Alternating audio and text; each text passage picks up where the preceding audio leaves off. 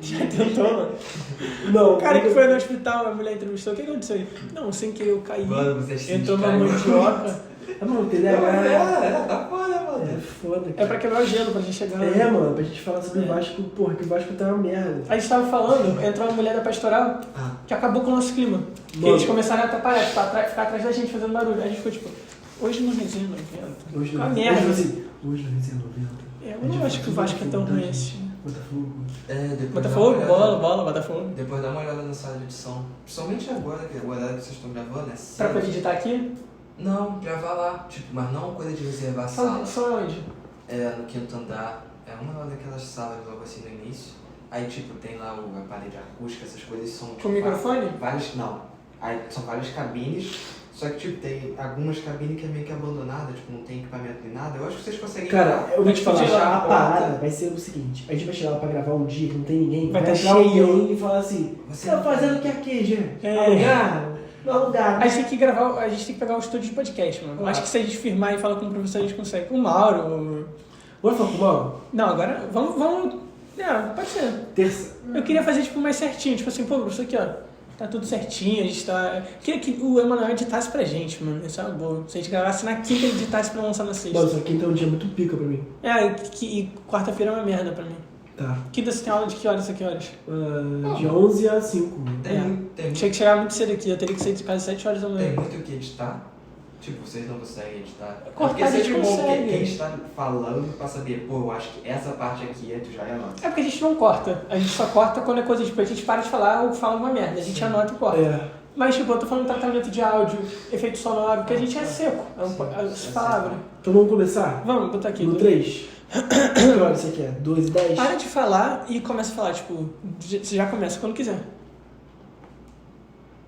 Começando mais um Resenha 90, o seu podcast de futebol carioca. Eu me chamo Samuel Benassi. E eu sou o Luiz Guilherme.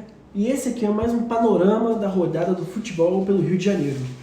Começando pela crise eterna que passa o gigante da colina, o Vasco da Gama, que no sábado, dia 27 de abril, às 4 horas, tomou um sacode, uma derrota estratosfericamente bizarra para o Criciúma, de 4-0, de frente para o seu torcedor. A casa cheia e essa crise eterna do Vasco ficou mais intensificada, né? O ano já tem sido difícil para o Vasco, dentro de campo, extra-campo, principalmente é complicado e, bom, esse jogo foi uma ruptura. Desde o processo da compra do 777 até esse momento, o Vasco viveu vários momentos complicados, né? O melhor deles foi quando escapou do rebaixamento. E essa derrota mudou completamente a situação do Vasco, né? Perdeu para o Criciúma dentro de casa com um placar elástico de 4-0, um vexame, um grande vexame, e culminou naquela decisão estranha, né? De demissão do Ramon Dias e do Emiliano, que foi algo que deu o que falar, né? Achei muito absurdo, assim, não absurdo, né? Mas, sei lá, achei muito estranho o Ramon sair do jeito que foi. Parece que não teve um consenso. Ele falou que foi demitido pelo Twitter, ficou sabendo pela rede social do clube. Então, assim, um clube do tamanho do Vasco mandar embora um técnico através da rede social é um absurdo, né? Muito amadorismo. Muito amadorismo. Isso só mostra, né? Só agrava mais o Vasco numa crise absurda, estratosférica, como a gente estava falando aqui. É a única SAF da Série A que parece que está perdida, que não sabe o que faz. É um absurdo, assim. Acho que o Cruzeiro também tem problemas, mas não tem problemas iguais ao do Vasco. Ninguém tem, né? Chega a ser espiritual já. E o pessoal que apurou, né, os jornalistas que apuraram, falaram que supostamente a decisão veio do próprio Ramon e o Vasco apenas confirmou. Só que mesmo assim, né, se acontece esse pedido, você não confirma antes de assinar nada. Exatamente. Então, o que seria um pedido de demissão do Ramon para o Vasco se tornou quase uma demissão do Vasco, então pode caber a multa rescisória. Então, há um problema financeiro, além de perder quem era o grande norteador do time. Exato, e por mais que o Ramon não estava no melhor momento no Vasco, eu acho que a torcida do Vasco tinha muita, certa forma, assim, entre aspas, uma certa confiança nele, porque, pelo menos assim, não era um técnico inexperiente, né? Que chega ali e não sabe o que está fazendo, um cara com muita experiência, como jogador, como técnico. Então, assim, é o elo que o Vasco perde. Acho que só tem a perder o Vasco. Independente de quem chega aí, que não tem o nome certo. Estamos falando muito em alguns técnicos de Portugal, mas eu acho que o melhor seria um técnico aqui do Brasil já. Eu já deixei bem claro aqui, na nossa opinião aqui, no roteiro eu até escrevi isso. Não escrevi, mas tudo bem. Que um dos nomes possíveis, assim, que eu acho que eu gostaria de ver no Vasco e pode salvar o clube de uma possível briga para o rebaixamento é o Filipão, cara. Por mais que o futebol dele esteja um pouco defasado, ele é um técnico que, assim, é um cara paizão de elenco. Eu acho que o Vasco precisa disso, cara. Não vai chegar muitos reforços agora. Então, acho que o nome seria o Filipão ou até o Lucha. Um elenco meio desestabilizado, né? Porque o Ramon, essa questão da esperança, da confiança da torcida, é porque ele entregou resultado. Exatamente. Não fez o futebol bonito quando chegou, mas escapou do rebaixamento. Pegou um time com 9 pontos no segundo turno, quase no segundo turno, e conseguiu se salvar. Então, ele mostrou uma força nesse momento, né? Tanto que eu lembro que na época as pessoas idolatravam ele, a torcida do Vasco idolatrava, eu acho que com razão, né?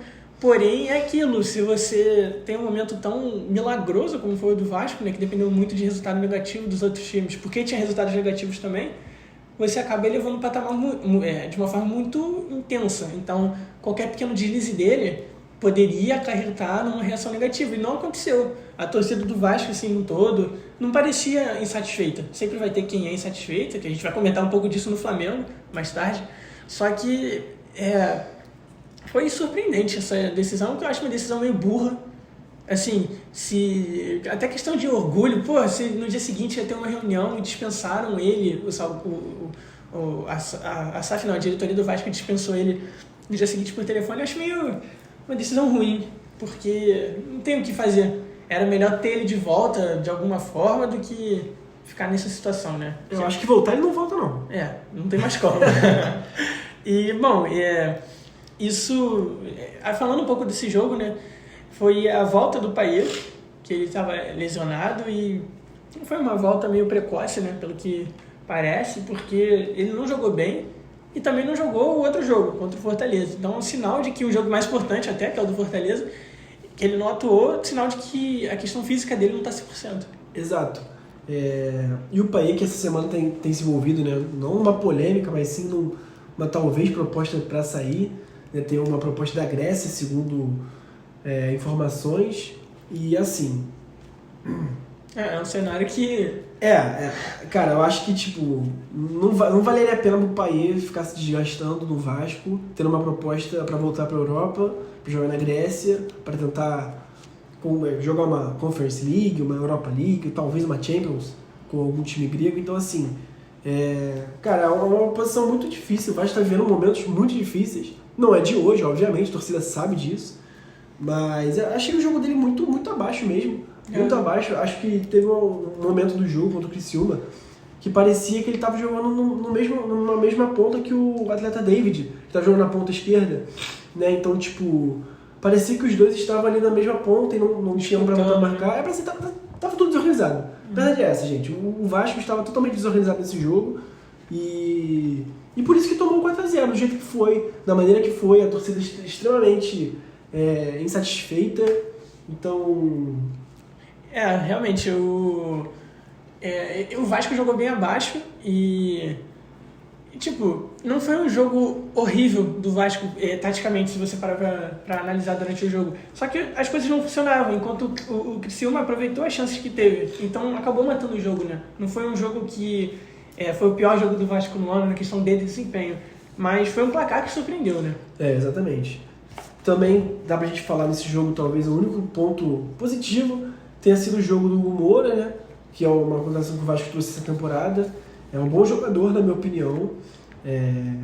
Fez uma boa partida, sim, uma partida regular, mas é aquilo, cara. Não tem muito o que tirar de um time que tomou 4-0 do Criciúma. Com todo respeito ao Criciúma, que jogou muito bem depois contra o Bahia. Eu assisti o jogo na terça-feira, pré-feriado. Então, assim, é um bom time até, mas... Cara, sim, dimensionar tamanho, o Vasco e Criciúma é absurdo. Quem teve muito destaque foi, pra variar, né, o Léo Jardim, que salvou o Vasco de uma forma comum, cotidiana. E o Vasco foi pro primeiro tempo, com o Verratti perdendo pênalti. Tem esse ponto, a gente esqueceu de comentar. O Verratti perdeu o pênalti.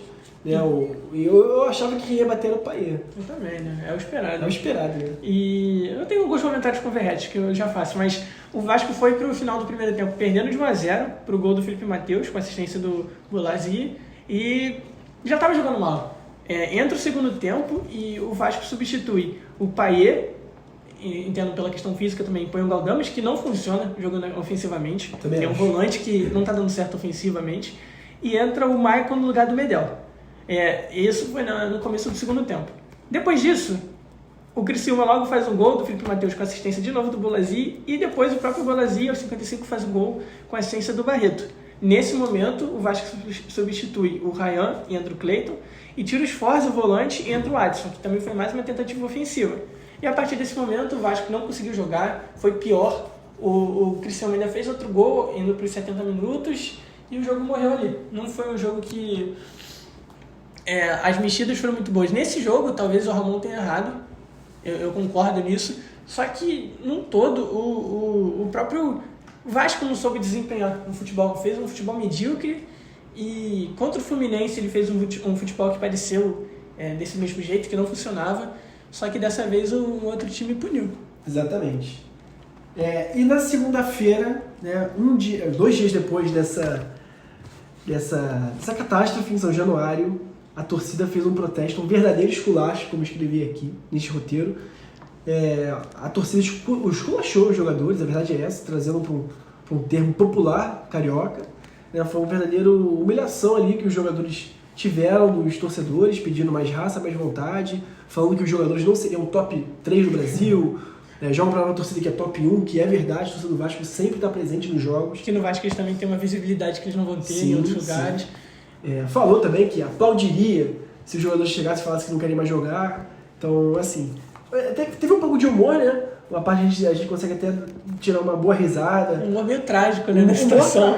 Humor trágico, mas assim, é um pouco chato para os jogadores terem que, uma segunda-feira à tarde, terem que parar o treino porque a torcida organizada quer conversar com eles e cobrar. Né? Eu imagino que isso passa na cabeça do Payet. O que ele tá fazendo ali numa segunda-feira, ouvindo o protesto da torcida do Vasco? Eu acho que o Payet ele ficou ali esperando só o Léo Jardim começar a traduzir para ele, porque não é possível. Faltou isso, né? Exatamente. E, bom, depois disso, de toda essa doideira, o Vasco enfrentou o Fortaleza fora de casa, no Castelão, pela Copa do Brasil, na quarta-feira, dia 1º de maio, dia do trabalhador, inclusive, feriado, às 7 horas.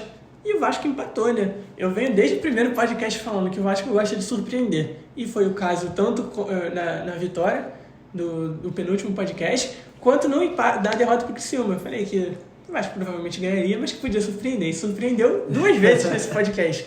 Porque ele empatou em 0-0 com o Fortaleza. Sim, e foi um jogo que, assim, eu achava que... Eu não sabia o que esperar do Vasco. Mas quando eu vi o jogo, eu até gostei, porque foi aquilo, cara. Segura o 0-0, não toma gol, criou muito pouco, mas, assim... foi melhor do que contra o Criciúma, e acho que pro torcedor isso já basta. Um grande destaque que eu, assistindo o jogo, percebi foi o dos zagueiros, né? Sim. Eles foram muito bem.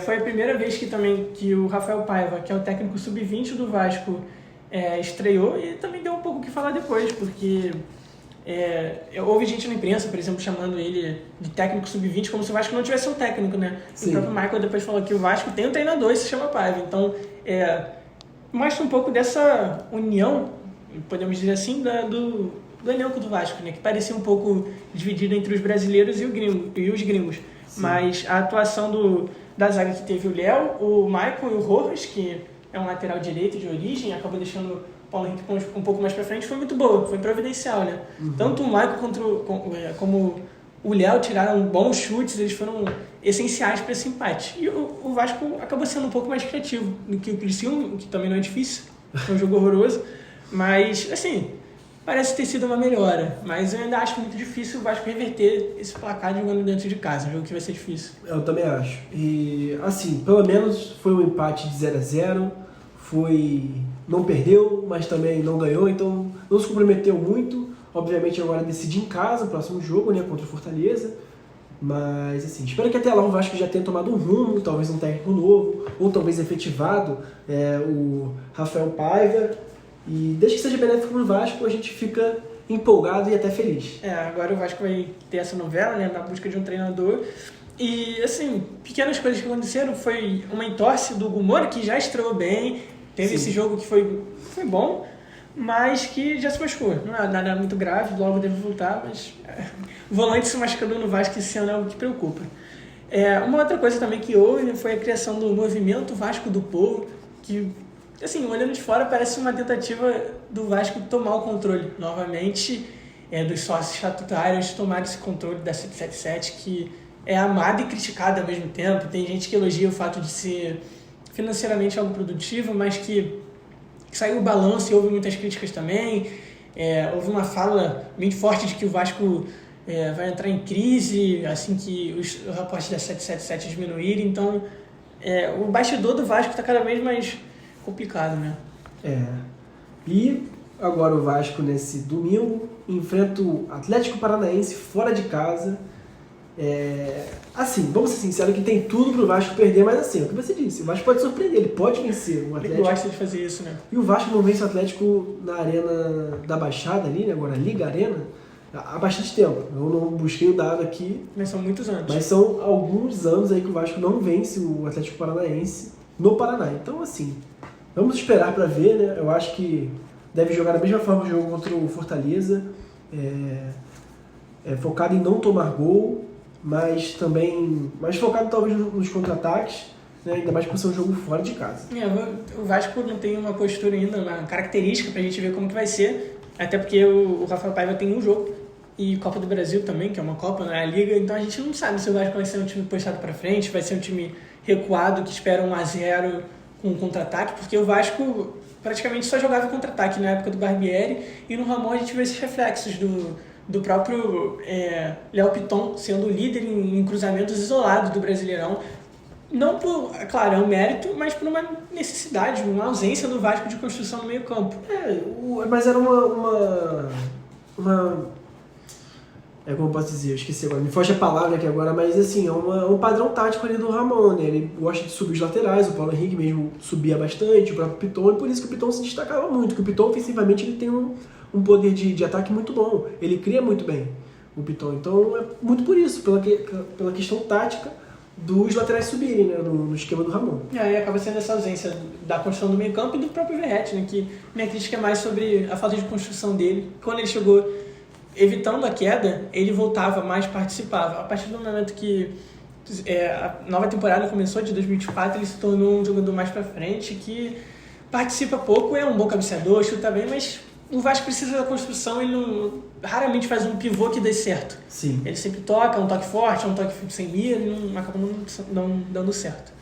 Mas, dando sequência ao futebol carioca, a gente vai falar agora do Flamengo e da partida, que ele perdeu para o Botafogo, ou o Botafogo ganhou do Flamengo. O Botafogo venceu o Flamengo, né, no domingo, o jogo 11 horas no Maracanã, um pouco complicado para o jogador, mas acontece, coisas do trabalho. O Flamengo foi bem abaixo desse jogo, achei que faltou bastante coisa, assim, o time jogar melhor, né, acho que o Botafogo também entrou muito bem. A gente vai falar um pouco mais sobre o Botafogo nesse jogo também, que foi bastante bem no caso, né, na verdade. Eu tenho uma ressalva muito boa também pro Lohan, que entrou muito bem no jogo contra o Botafogo. Eu achei que ele jogou bem pra caramba. E também nesse último jogo contra o Amazonas, no Maracanã, né? O Botafogo atuou bem. Ele deixou o Flamengo... Não, ele não deixou o Flamengo criar, né? E essa forma do Botafogo de sobrepor o Flamengo acabou anulando um pouco. O Flamengo não foi com o time reserva, foi com o time com as estrelas do elenco e mesmo assim não conseguiu. Ele ganhou de 2-0, jogou no jogo com a torcida bem menor, com o gol de Luiz Henrique e Savarino. Então, foi um jogo, a segunda derrota do Tite. Foi um jogo que é clássico, você não tem como esperar um jogo fácil. E mesmo assim o Botafogo foi lá, não vive um momento maravilhoso, tanto na Libertadores teve uma vitória, mas é um momento complicado. E mesmo assim se sobrepôs ao Flamengo, conseguiu, eu não digo anular, eu acho que ser mais efetivo do que o próprio Flamengo, né? E foi um jogo bom do Botafogo, jogou muito bem. E nessa quarta-feira teve Flamengo e Amazonas no Maracanã. O Flamengo venceu pela Copa do Brasil, né? O Flamengo venceu por 1-0, mas o que mais chamou atenção foi Tite sendo vaiado pela torcida do Flamengo logo após o final da partida. Né?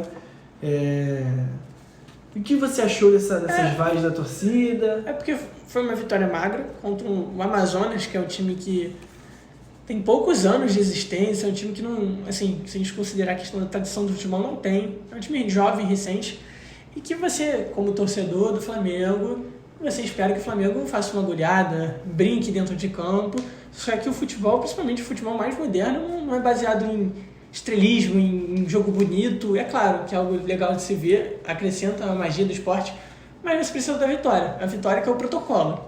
E quando não acontece esse jogo bonito, o Flamengo não joga muito bem, mesmo vencendo, acaba tendo essa reação. Só que eu acho que é uma coisa bem exclusiva do Flamengo, não que não existem outras torcidas, mas atualmente, nesses últimos 10 anos, nesses últimos 5 anos, na verdade, o Flamengo se tornou um pouco, eu imagino que um pouco pela questão de 2019. Você não acha que a torcida ficou mais exigente quanto a isso? Era isso que eu ia falar. O Flamengo, acho que a torcida ela tá esperando que o Flamengo sempre jogue daquela maneira que jogou contra o Jorge Jesus, né? Eu acho que se espera que o Flamengo seja tipo o estilo Bayern ou Real Madrid no Brasil. Só que isso jamais acontecerá. Isso não vai acontecer. Por mais que o Flamengo seja um time financeiramente bem, né? Sempre tem bons jogadores, ótimos garotos da base, como disse o Lohan, o Vitor Hugo, entre outros garotos, o Matheus Gonçalves. Mas o Flamengo não vai se tornar um Bayern ou Real Madrid das Américas ou do Brasil. Aquilo que aconteceu em 2019 foi um ponto fora da curva. O jeito que o Flamengo jogava, o número de vitórias, né?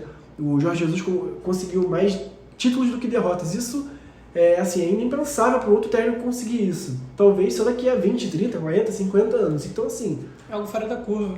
Exatamente. O torcedor do Flamengo tem que esquecer 2019, tem que sempre lembrar 2019 como um ano impecável, realmente. Mas tem que virar essa página, não tem como. Sempre que, por exemplo, um técnico cai no Flamengo, eles sempre retornam a imagem do Jorge Jesus. Não, o Jorge Jesus vai voltar. Ele vai voltar porque ele é um técnico do Flamengo, foi o melhor momento da carreira dele. Só que, assim, aí fica nessa de esperar um técnico português, aí contratou 3 técnicos de fora que não deram muito certo, que foram o Domenech Torrente, o Paulo Souza, o Sampaoli, tem o Sampaoli, o Vitor Pereira. Então, assim, é um pouco difícil. O Flamengo fica nesse marasmo de achar que vai ter um novo 2019 e não vai. É algo que no futebol não é comum, muito menos o mesmo time com o mesmo treinador ou algum treinador parecido que substitua, né? Porque é esperar algo que não é esperável. Você não pode ter uma expectativa do quase impossível. Acho que a magia de 2019 está justamente pela dificuldade de acontecer algo parecido, né? Uhum. Por mais que o elenco tenha se mantido parecido, até com reforços nos anos seguintes, não era uma garantia de que ia acontecer algo similar. E realmente não tem acontecido, né? Não só no Flamengo, como no mundo, não é algo comum. Sim, e o Tite sempre foi um técnico assim, cara. Em 2013, logo após o título da Libertadores e Mundial do Corinthians, o Tite ficou conhecido como empatite, né? Ele tentou ser do Corinthians brincando, porque ele empatava muito. E, enfim, o Tite sempre foi dessa maneira. E parece que a torcida do Flamengo não sabe disso, sabe? Eu acho que pra ele, querendo ou não, foi um problema ter ido pro Flamengo por essa questão da torcida ser muito corneteira. A torcida do Flamengo gosta muito de cornetar técnico. O Flamengo se põe num local de que o treinador que chega lá vai ter que ganhar tudo de goleada. Só que a própria torcida do Flamengo é do Brasil e provavelmente viu a seleção do Tite e viu que não era bem assim. O Tite nos jogos que a gente pode considerar mais fáceis, às vezes até tomava um sufoco, um empate, mas na grande maioria vencia. E vencer por um placar pequeno de 1 ou 2-0, porque é a vitória que importa. Ele não é um técnico que põe o time pra frente, que vai em busca da vitória a qualquer custo, de 2, 3, 4 gols, quantos forem possíveis. É um técnico que se mantém seu esquema tático com poucas variações, tanto que 3 zagueiros foi algo que demorou para acontecer, e não foi no jogo normal, convencional, foi no jogo contra o Palestino. Então é um time que tem, um técnico que tem esse esquema tático bem característico, né? Sim. Eu acho que ele poderia propor mais ao jogo, assim, mas eu acho um pouco difícil ele querer mudar esse estilo dele, que ele sempre acompanhou ele na carreira dele. E também nessa quarta-feira, meu amigo, queria te dizer que... E o Gabigol? O Gabigol voltou a jogar bola, voltou a vestir a camisa do Flamengo e voltou nessa quarta-feira. Voltou um pouco abaixo, talvez um pouco sem ritmo de jogo, muito porque ficou muito tempo parado. Mas voltou, a torcida ficou super feliz, fez uma festa. Ele merece essa festa por ser ídolo. E assim, mais um nome pro Tite aí, para colocar ele em campo. Ele não via com muito destaque, né? Antes dessa questão que ele teve. Aí foi suspenso, ele conseguiu o retorno. Estava acompanhado pelo Flamengo, ele mantinha um preparo físico dele, treinando lá perto de casa. Então assim, ele não ficou parado, mas a questão do ritmo de jogo, do treino, do futebol mesmo, é algo que ele não teve. Então, aquele momento abaixo, junto com isso, explica um pouco dessa estreia, entre aspas, apagada, né? E o meio-campo também foi diferente, porque o Flamengo tem algumas lesões. Tem a lesão da Arrascaeta, do Pulgar, do Cebolinha, que atrapalha um pouco, apesar do Flamengo ter esse elenco estrelado, com reservas, bons reservas. O Cebolinha era um nome que vinha jogando muito bem, o Arrascaeta nem se fala, né? E o Pulgar era um jogador que vinha sempre atuando no meio-campo, às vezes com o De La Cruz, por exemplo, ou com o Alain. Então, essas ausências interferem um pouco no clube. Também, duas pequenas questões que aconteceram foram o Vinha e o De La Cruz, que sentiram, mas que não foram dadas lesões. Então, é algo que pode preocupar, mas até agora não se mostrou nada demais. E os próximos jogos do Flamengo serão no sábado, dia 4/5, às 16 horas, em São Paulo. E... Contra o Bragantino. Contra o Bragantino, perdão, às 6h30. E na terça-feira, fora de casa, enfrenta o Palestino no Chile, às 21 horas. É um jogo que vai ser bem difícil, né? Falando da questão do Palestino, porque Libertadores, fora de casa, quando você viaja para um lugar longe, você tem toda a questão de desgaste, é um tema que vem sendo comentado pela própria diretoria do Flamengo. Então, você já pode esperar, até pela proximidade dos dois jogos, que mais uma vez o Tite, de novo, tem aquela questão dos desfalques, né? Dos jogadores que ele escolhe segurar para poder poupar, né? Em relação a esses jogos mais importantes ou um pouco menos importantes, né? Então, eu acho que são duas pedreiras, assim. O Bragantino é um time que não pode dar muito mole. E o Palestino, assim, por mais que seja um time talvez um pouco mais fraco que o Flamengo, é um jogo fora de casa de Libertadores e pode complicar. Então, assim, vão ser dois jogos importantes pro Tite. Eu acho que a volta do Gabigol é muito importante para isso, para ter mais jogador ali no elenco, para compor o elenco. Então, assim, vão ser dois jogos importantes. O Bragantino jogou bem contra o Fluminense em algumas rodadas, jogou muito bem.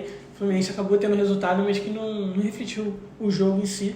Então, o Flamengo, é claro, né? É esperado que ele desempenhe bem, mas esse pequeno retrospecto de alguns jogos dessa questão do Tite talvez afete um pouco os bastidores, muito pouco, eu imagino, mas a torcida em si já começou uma torcida tão grande assim sempre vai ter esses focos, esses pontos de reclamação, e já começou a ter esse pequeno burburinho. E, enfim, essa derrota para o Botafogo machuca, né? Porque é um clássico. E, bom, indo agora para o Botafogo, só comentar um pouco dentro desse jogo contra o Flamengo, que tiveram algumas boas atuações, né? O Marlon Freitas desempenhou muito bem, e Luiz Henrique e Savarino foram contratações desse ano e foram muito bem também. O Savarino já vinha jogando muito bem no Galo, ele foi para a MLS, no Real Salt Lake City, voltou agora para o Botafogo, para o futebol brasileiro, e volta desempenhando um bom futebol. Além desse bom jogo que ele fez contra o Flamengo, também vale lembrar do golaço que ele fez contra o Juventude, que foi, um golaço de falta que fazia tempo que eu não via. Da Luiz Henrique eu não tenho que falar, um jogador que estava sendo cotado até um tempo atrás para o Manchester United, Barcelona, se falava do Luiz Henrique, e veio pro Botafogo, né, muito por conta de uma crise também que aconteceu ali no Betis, entre ele e uma questão de uma casa de aposta e tal, e depois foi desmentido, enfim. E aí começou a ficar um pouco mais escanteado no clube e vem pro Botafogo com uma grande contratação, joga muita bola, e eu queria ressaltar um ponto aqui. Arthur Jorge ou Guardiola? Só o tempo dirá. Você gosta dele? Cara, o Arthur Jorge, eu acho que ele mostra um bom futebol, ele é um cara adepto ali ao 4-4-2, gosta dos pontas abertos, então assim, eu gosto bastante do estilo dele, que é futebol pra frente. Eu disse isso bem no início, confie em Arthur Jorge. Desde o começo, assim, mesmo não conhecendo muito, agora brincadeiras à parte, assim, ele é um técnico que ele morre abraçado com aquele estilo de jogo, ele vai até o fim com aquilo. Claro que em algum momento pode dar errado, e ele tem que mudar esse estilo de jogo. Mas eu acho que vem dando certo, o Botafogo está jogando bem, desempenhou um bom futebol contra o Flamengo, venceu de 2-0, depois venceu quinta-feira contra o Vitória, um time um pouco mais misto. Mas assim, ele é um cara que dá muita liberdade para os jogadores, né? Essa questão do Eduardo, muito por falta de uma... falta de um jogador de centroavante, ele botar o Eduardo como centroavante, como falso 9, tem dado bom, tem dado bons resultados, então é legal a gente ver o sucesso do Arthur Jorge no Botafogo, um bom técnico, joga pra frente. E, cara, eu gosto bastante. Eu gosto de um jogo que propõe a atacar e vai sem medo mesmo, por mais que o time defendeu bastante. O elenco tem funcionado com ele, né? Sim. Alguns nomes de destaque, a gente já falou do Luiz Henrique, que é um grande nome, que quando chegou foi bem, se machucou e voltou. Não estava tão bem, agora parece que voltou, né? Desencantado de certa forma. O Júnior Santos também é um cara que está tendo um ano espetacular e... o Samuel vem jogando muita bola dentro do Brasil, é um dos grandes nomes da posição e o Botafogo, desde do ano passado, aquela temporada muito boa, era um time que não dependia muito do resultado, do desempenho individual. Só que quando o grupo no todo teve aqueles problemas, acabou caindo muito o rendimento. Então é importante que jogadores tomem um pouco a responsabilidade para si. Então acho que o Savarino ao longo da temporada, o Luiz Henrique pode ser um desses nomes, que tem feito bem ao Botafogo e tem trazido resultados. E falando em resultado, o Botafogo jogou contra o Vitória quinta-feira, dia 2, às 7 horas em casa, pela Copa do Brasil, com um time B, podemos dizer assim, e venceu. Eu gostei do jogo, poupou alguns jogadores, né? Eu gostei da partida do Patrick de Paula, que é um jogador que tem muita qualidade. Que voltou, né? Depois exatamente. De lesões. Tá jogando muito bem. Claro que não voltou a desempenhar aquele futebol que ele apresentava no Palmeiras, mas acho que é um bom início para ele retomar depois de uma lesão muito grave que ele teve. Gostei da partida também do Eduardo, que fez o gol ontem. A jogada foi incrível, o toque de bola rápido. O Jefinho estava um pouco abaixo ontem, mas, assim, um jogador que a torcida gosta bastante. Eu acho que ele vai voltar a recuperar o bom futebol dele. E foi isso, cara. Acho que o Botafogo... Eu gostei da partida do Cuiabano até, achei bem ok. Gostei que ele poupou o Hugo, que estava jogando há bastante tempo. É muito criticado pela torcida, mas também alguns também defendem ele. Eu acho ele um bom jogador. Mas o Cuiabano é um bom jogador também, é novo. Um bom reforço, né, pro Botafogo. Eu acho que, pra mim, a principal questão do Botafogo, que não é muito confiável, é a própria zaga, né? Que, pra mim, assim, o principal nome que surpreende é o Lucas Alto, que eu, sinceramente, acho ele meio, inconsequente. A questão da tomada de decisão dele não é muito boa, ele acaba, durante o jogo, desempenhando mal, e eu acho que esse problema da zaga pode acabar afetando o Botafogo, que às vezes mata jogos com 1 ou 2 lances sendo efetivo. Então, num dia em que o ataque não for tão... não tiver tanta intensidade, acabar não sendo tão potente, pode prejudicar bastante o Botafogo. Eu acho o Lucas Halter... Eu acho que ele vai dar a volta por cima, cara. Acho que é momento. Ele desempenhou um bom futebol no Goiás, mas é momento. Acho que ele volta. E os próximos jogos do Botafogo, no domingo, às 6h30 no Engenhão. O Botafogo joga contra o Bahia. Time que está jogando bem, nas mãos do Rogério Ceni, tem um bom meio-campo. Também vai ter o jogo na quarta-feira, talvez mais importante para o Botafogo, no Engenhão também. Contra a LDU. Contra a LDU, 9h30 da noite, que vai ser um jogão, tudo ou nada. Acho que o Botafogo vence essa partida. Eu declaro que o Botafogo vence. Você declara? Meu amigo, eu boto minha mão no fogo. No próximo resenha eu vou te cobrar. Ok.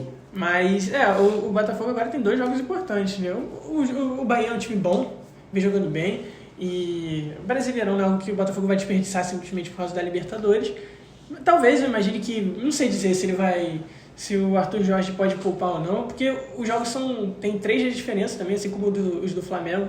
Então talvez tenha um pouco dessa questão de não ir com o time principal completo, porque o jogo contra a LDU é vida ou morte, né? O Botafogo não pode perder esse jogo dentro de casa, é bom que aumenta a confiança da torcida em cima do time, dos jogadores. Então é um jogo muito importante para o Botafogo. Ele tem que vencer para se manter na Libertadores, para se manter na fase de grupos e poder avançar. E o jogo contra o Bahia é o Brasileirão, que é importante. É um campeonato importante para o Botafogo, que ele disputa. E pode ser um jogo difícil, mas eu acho que jogando em casa o Botafogo pode se sobrepor. Eu também acho. Mas eu gosto muito do meio-campo do Bahia, com Caio Alexandre, Jean Lucas e o Everton Ribeiro e Cauli também. Tá esquecendo o Cauli. Cara, o meio-campo é bem criativo. Tô gostando de ver. E bom, agora finalizando um pouco esse giro dos clubes cariocas, a gente vai falar do Fluminense, que surpreendeu. No domingo, dia 28 de abril, às 4 horas, o Fluminense jogou em São Paulo contra o Corinthians e perdeu. Mas não foi uma derrota de jogo que acontece, foi uma derrota que espantou bastante. O Corinthians foi muito bem contra o Fluminense e é o que a gente não esperava, porque o Corinthians vinha mal. Sim. Depois desse jogo, inclusive, ganhou da América do Rio Grande do Norte sem jogar bem. Então o Fluminense acabou tendo proporcionando um jogo bem atípico pro time paulista, que venceu de 3-0, e a atuação do Fluminense foi bem esquisita, né? Foi bem esquisita, teve o lance do gol, o primeiro, acho que o primeiro ou segundo, acho que foi o primeiro gol, o Cano jogando praticamente como um volante, perde a bola no meio campo e dá início, e dá origem ao gol, né, do Corinthians. Eu queria dizer que o time estava muito mal, teve desfalques também, o Samuel Xavier e o André, mas o time estava muito mal, muito diferente daquele Fluminense do Diniz de 2023, cara. Tá uma diferença gritante. E o time só perdeu alguns jogadores, né? Tipo, Nino. Um jogador muito importante. Sim. Não mas a gente só percebe a importância dele quando vai embora. Não consegui encontrar alguém à altura, né? E também as próprias questões da zaga do Fluminense se mantêm. Então, foi um jogo estranho, porque o Cano e o Ganso juntos não tiveram um chute a gol, nem chute bloqueado, nem finalização para fora. E o mapa de calor dos volantes é mais ofensivo do que o do próprio Cano, por exemplo. Então, foi um jogo que o Cano, jogando como volante, praticamente entregou um gol, inclusive, e foi estranho, foi uma atuação completamente diferente do que a gente imagina. O Cano não é para jogar de volante de jeito nenhum. Absurdo. E ele é um cara matador, né? Você tem que estar lá na frente o tempo todo. Ele não estava construindo, ele parece que estava ajudando e não deu certo. De jeito nenhum, foi um jogo horroroso. O resultado é difícil, existe meritocracia dentro do futebol, mas nesse caso foi bem justo, talvez até pequeno, porque não funcionou, simplesmente não funcionou. Não sei se foi uma decisão ruim do Fernando Diniz ou se foi uma atuação, alguma coisa no momento. E, enfim, foi algo que deixou a torcida bem insatisfeita, porque o Diniz vem causando insatisfação, né? Verdade. É muito pouco pela questão do time toca muita bola e não chuta. Mas o time estava muito desorganizado, na minha opinião, no jogo de domingo contra o Corinthians. Então, eu acho que esse foi um dos principais pontos que a torcida criticou, muito por desorganização mesmo. E na quarta-feira, também no feriado, jogo às 4 da tarde, eu gostei do horário, por mais que teve Champions League, né? O olho ficou na Champions e o outro no Fluminense. O Fluminense jogos muito importantes, né? Exatamente. O Fluminense venceu. E vou te falar, o Fluminense foi melhor do que o da Champions. O da Champions foi um pouco abaixo, não gostei. Voltando aqui. E o Fluminense venceu o Sampaio Corrêa pela Champions League. Pela Copa do Brasil. Jogo às 4 horas, né, no horário Kleber Andrade, lá em Cariacica, no Espírito Santo. O time um pouco mexido, um time B praticamente. Mas assim, o que importa é a vitória. Agora decidir em casa, mas acho bem difícil o Sampaio Corrêa reverter. Eu gostei muito de dar um destaque legal aqui pro Felipe Andrade, zagueiro, fez um bom jogo. Ele já jogou de lateral direito, lateral esquerdo, até como volante ao deslizismo aí. Mas aí retornou para a zaga. Eu acho que é um nome a se explorar nessa falta de zagueiros. Eu acho que precisa dessa liberdade para os garotos de Xerém, que tem uma base muito boa, né? Sem contar que também foi campeão da Copa do Brasil, Sub-17. Acho que tem que dar liberdade para esses garotos para jogarem na zaga, os zagueiros. Acho que precisa subir esses meninos para... Até mesmo por falta de opção, né? Exatamente. Vai acabar tendo que usar, sendo a opção mais fácil de conseguir, de subir alguém, promover. Obviamente. São esses momentos de crise, de falta de jogador, que surgem os bons jogadores, né? Também gostei de pontuar o Renato Augusto, jogou de falso 9. E o Marquinhos já praticamente começou como lateral direito, entre aspas, mas depois foi lá pra ponta e fez um bom jogo também. É um dos artilheiros do Fluminense. E eu acho que ele ser um artilheiro explica um pouco do momento do Fluminense, né? Porque o Fluminense era aquele estilo caótico, que a defesa estava ali, mas o ataque era o principal. Podia levar 3 gols, mas se fizesse 4, funcionou. Foi um time que jogou bem. Exatamente. Então, quando você tem a ausência de jogadores do ano passado, como o Cano, que ficou machucado um pouco e não vem fazendo muitos gols, você também não tem mais o Keno jogando tão bem, você não tem o time ofensivo num todo jogando bem, você sofre, porque é um estilo que depende do ataque, de um ataque efetivo. E quando não acontece isso, o time entra numa crise, porque parece que o time se encaminha para uma crise se continuar mantendo esses resultados, né? Porque dentro da Libertadores o Fluminense vai bem, está em primeiro do grupo, com 1 ponto de diferença do segundo e terceiro colocado, que estão empatados com 4, ele está com 5 pontos. É uma situação difícil que, se o Fluminense tiver desempenhos parecidos, pode acabar até perdendo a vaga. Então, é um alerta, né, pro para o Fluminense de Fernando Diniz. E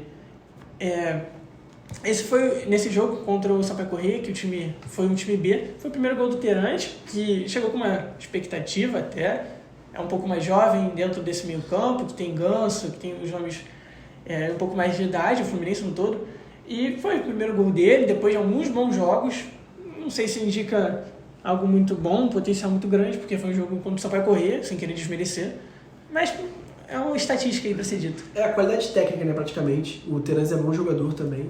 E acho que tem tudo pra começar a se destacar. E ele merece mais chance, sim. É um bom meio campo, jogou muito bem no Atlético Paranaense. Foi essencial pro time chegar na final contra o Flamengo, né? Muita sorte pro Terence, é bom jogador. E, cara, um caso legal aqui pra gente falar é a possível volta de Thiago Silva, né, que anunciou que não vai ficar no Chelsea. Ele que tem 3 propostas de clubes de londrinos, mas ele quer talvez não quer ficar em Londres, em outro time sem ser o Chelsea, uma questão de... Rivalidade, né? A rivalidade também, um carinho que ele ganhou na torcida, a torcida gosta bastante dele lá. Teve uma sondagem no caso do Milan, que é onde ele já jogou, mas só que o Milan meio que voltou atrás, acho que muito pela idade também. A família do atleta quer ficar na Europa, a esposa do jogador já disse isso algumas vezes, que quer ficar na Europa, muito também pelos filhos que jogam na base do Chelsea. Mas isso também não é problema, porque o Marcelo fez a mesma coisa. A esposa dele fica no bate-volta por causa do filho que joga no Real Madrid, da base, então assim, dá. Se ele quiser, dá pra ele vir pro Fluminense. Eu acho que é importante pro futebol brasileiro ao todo, cara. A volta do Thiago Silva, primeiro pro Fluminense. Cairia como uma luva pro Fluminense. O Fluminense precisa muito. Questão do zagueiro, a questão financeira até, porque a visibilidade do Fluminense ia ser mais uma vez enorme. Quando o Marcelo veio já foi assim, teve todo aquele espetáculo para a chegada dele. Sim. Então, pro clube para a imagem do clube seria algo muito bom também. E pro futebol brasileiro, cara. Quanto mais craque aqui, melhor o nosso campeonato. É verdade, um nome que pro brasileiro tem momentos marcantes, a Copa de 2014 também, que não teve um final feliz. Eu acho que assim, o Thiago Silva ele gera muita crítica, mas às vezes muita crítica que não cabe, sabe? Tipo, é o capitão que chorou, mas tá, e daí? A gente não tá discutindo isso. Sobre uma questão emocional psicológica, a gente está questionando a qualidade dele em campo. Ele é um baita zagueiro, ele se provou isso no Milan, no Paris Saint-Germain, depois foi pro Chelsea com uma idade um pouco mais avançada. E se manteve lá. Se manteve, jogou muito, ganhou a Champions League depois, então assim, é um cara que merece muito respeito. Em todas as Copas que ele jogou muito bem. A própria torcida brasileira já reclamou bastante de muitos nomes, né? O próprio Fred, que um dos maiores nomes do Fluminense, não atuou muito bem na Copa de 2014, foi execrado como o pior jogador do mundo. O Hulk também, que é um jogador que não teve passagem por times gigantes da Europa, apesar de ter tido a possibilidade, foi dado como jogador fraco e quando chegou no Brasileirão deitou e rolou, né? Então, o Thiago Silva também poderia ser um pouco mais desse jeito, a questão técnica dele é muito grande, fala muito alto, o próprio Marcelo chegou com uma idade avançada e jogou muito bem, então a idade não é tudo, não é o problema. Se estiver dentro, adaptado ao estilo de jogo, e o Fluminense gosta de jogador com mais idade, né? Como dá pra perceber. E bom, falando de elenco, a gente trouxe aqui aquela polêmica nos bastidores que houve envolvendo os jogadores do Fluminense mais jovens, e houve a reintegração do elenco. O Alexander, o Cauã Elias e o Arthur foram reintegrados ao elenco após esse período afastado, mas o John Kennedy ficou de fora. O John Kennedy teve um episódio também que ele não foi treinar. Na verdade, não é que ele não foi treinar. Ele foi treinar, só que ele chegou 1h30 atrasado e não deu uma explicação. Então isso deixou alguns líderes ali do elenco um pouco chateados e magoados. E, cara, a situação dele ia ficando irreversível dentro do elenco do Fluminense. Ele era bem visto pelo Diniz, pelos jogadores com mais experiência, o Marcelo. Se você ver a época prévia à final da Libertadores, era um jogador importante. Fez, se não me engano, 8 gols e 4 assistências até antes da final, e foi um jogador essencial para passar do Internacional também. Então as pessoas dentro do clube acreditavam nele, que tinha um potencial, e deram chance. Ele foi lá, se provou alguém que foi capaz de assumir essa responsabilidade na semifinal, na própria final. Eu acho que assim, a gente não está falando de um garoto prodígio de 18 anos que teve um primeiro deslize. A gente está falando de um jogador de 21, 22 anos, que já é um ídolo do clube. Ele fez um dos gols mais importantes da história do Fluminense. E assim, muito torcedor fica bravo, né? Ou até torcedores de outros times falando, poxa, ele fez o gol da final. Mas é um clima um pouco irreversível no momento, cara. Não tem como. Ele não vai deixar de ser ídolo por isso. Mas assim, não vou dizer ídolo, mas ele não vai deixar de ter o nome dele marcado na história do Fluminense. Ele foi um jogador importante pro Fluminense. Exatamente, mas cara, assim, é uma questão que é mais uma questão de carreira, né, cara? O cara abrir mão de tudo que ele pode chegar a ter com a camisa do Fluminense ou com a camisa de outro clube da Europa ou até outro clube do Brasil, independente. A carreira dele não acaba, mas Exato. é negativamente afetada, assim, de uma forma grande, né? Não é algo bobo, é algo que fica bem marcado, né? Na Exatamente. trajetória dele. Começaram a surgir alguns interessados, do Palmeiras, falou também do Cruzeiro, alguns clubes interessados no John Kennedy. Eu acho que o caminho vai ser vender o John Kennedy, cara. Infelizmente, se não se retratar ali com o elenco... Talvez seja os melhores, né? Pra cada parte. Eu acho que vai ser mais importante ele realmente sair do Fluminense. O Diniz, quando foi questionado, falou que é um assunto que vai, claro, né? Vai tratar internamente. A diretoria já se posicionou como ela deveria. E, enfim, é algo que provavelmente vai continuar vindo a público. Veio porque o próprio JK publicou numa rede social dele uma mensagem extensa falando sobre o assunto. Então... o que eu acho que incomodou mais a diretoria foi dizer que ele não estava envolvido, sendo que ele realmente estava. Ele confessou estar antes. Então, o clube soltou a nota falando que ele estava e depois ele fez uma nota no Instagram dele falando que não estava em nenhuma festa, nenhum problema, assim. Então, eu acho que são essas histórias mal contadas que acabam desgastando a relação entre John Kennedy e Fluminense. Bom, finalizando aqui o Fluminense e o podcast, a gente vai falar dos próximos jogos do Tricolor, né? O primeiro jogo é contra o Atlético Mineiro em casa, que não é casa, que é o estádio de novo. O Kleber Andrade, em Cariacica. Exatamente, no sábado, dia 5. E 4 dias depois, no dia 9, na quinta-feira, vai pegar o Colo-Colo fora de casa, às 9 horas da noite. Que é uma pedrada, né? Cara, 2 jogos absurdos, na minha opinião. Acho que vai ser a sequência mais difícil junto com o Flamengo, porque acho que todos eles vão ser uma sequência difícil, né? O próprio Vasco mesmo. Mas só que, cara, o Atlético Mineiro tá jogando muito bem. Tá jogando muito bem. Gosto muito do Milito. Eu quase falo Milém toda vez que falo Milito. É impressionante. Mas eu gosto bastante do Milito, cara. Desde o jogo contra o Argentino Júnior, né, Fluminense, eu vi que ele é um cara que gosta de jogar pra frente. O Galo tá jogando muito bem. E vai ser um jogo bem difícil. E o Colo-Colo, cara, já foi um jogo difícil aqui no Maracanã. Lembrar que o Vidal jogou muita bola. Eu tava nesse jogo, eu vi o Vidal jogando muita bola, carenciando o time, então vai ser um jogo bem difícil pro Fluminense. É importante tentar vencer esses 2 jogos. O jogo contra o Galo vai ser uma pedrada gigante. Vai jogar em casa, mas não é em casa, vai ser com a torcida de outro lugar. Vai ser, claro, a atmosfera vai ser a favor a ele, mas mesmo assim já é diferente. Você já tem o desgaste do jogo e da viagem que você fez, que os jogadores fizeram, né? Então vai ser um jogo dificílimo. E também o jogo contra o Colo-Colo, pouco tempo depois, também vai ser bem difícil, vai ser um jogo bem intenso. Então a sequência do Fluminense é meio preocupante, né? Ainda mais nesse momento que o Fluminense tem vivido. Eu acho que o torcedor tá bem apreensivo, né, com isso. Também acho. Mas é seguir. O torcedor tem que torcer. Sempre, né? Tem que apoiar e criticar no momento que cabe. Vamos ver aí como será o futuro de Fluminense, de Fernando Diniz, que... tá complicado, né? E John Kennedy também, né? Também, se ficar no Fluminense, né? Exato. Mas agora o mercado não tá aberto, então ele vai ficar. Ele vai ter que ficar. Ele vai ter que ficar. Talvez não jogue, mas vai estar lá. Exatamente. Tá escrito no Fluminense.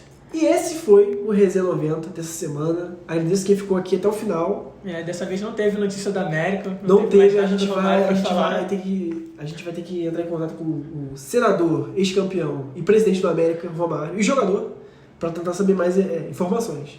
Mas é isso, gente. Brincadeira essa parte. Muito obrigado quem escutou até o final. Compartilhe com seus amigos. Siga a gente nas redes sociais, no Instagram, no Twitter. Comenta o que você espera dessa semana do futebol. Deixe seus comentários. E é isso, galera. Muito obrigado. Valeu. Muito obrigado.